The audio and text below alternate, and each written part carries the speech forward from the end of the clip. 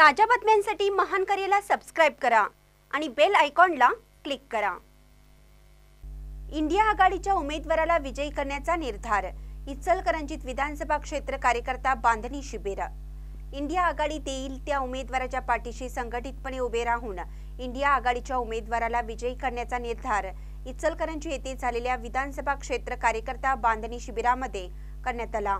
तर भीती घालून प्रादेशिक पक्ष फोडण्याचं पाप मोदी शहा टोळीने केलं असून यापूर्वीच्या निवडणुकीमध्ये पुलवामा कांड घडवून विजय मिळवला आहे।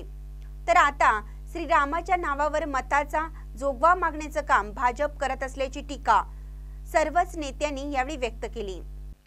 लोकसभेचे रणकंदन सुरू झाल्यामुळे इंडिया आघाडीच्या कार्यकर्त्यांच्या मध्ये उत्साह व जनजागृती करण्याच्या उद्देशाने आज इचलकरंजी शहर काँग्रेस कमिटीच्या कार्यालयामध्ये इंडिया आघाडीची बैठक व कार्यकर्त्यांचा मेळावा घेण्यात आला। या मेळाव्यामध्ये इंडिया आघाडीने हातकणंगले लोकसभा मतदारसंघातील उमेदवार हा उपरा न देता आघाडीतील पक्षाचा द्यावा असं मत व्यक्त करत इचलकरंजी शहराच्या मूलभूत प्रश्नांची जाणीव व सोडवणूक करणारा उमेदवारच देणं गरजेचं आहे। गेल्या दोन्ही खासदार व आमदारांनी इचलकरंजीच्या जनतेची फसवणूक केली। वस्त्र उद्योग तसेच पिण्याच्या पाण्याचा प्रश्न सोडवण्यासाठी अपयशी झाले। त्यामुळे यावेळी इंडिया आघाडीच उमेदवार निवडून आणण्याचा निर्धार यावेळी सर्व वक्त्यांनी व्यक्त केला।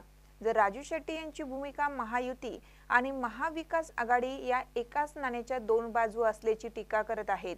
गतवेळी शेट्टी यांना केलेल्या मदतीची त्यांना जाणीव नसून इंडिया आघाडीने त्यांना उमेदवारी देऊ नये अशी मागणीही यावेळी करण्यात आली।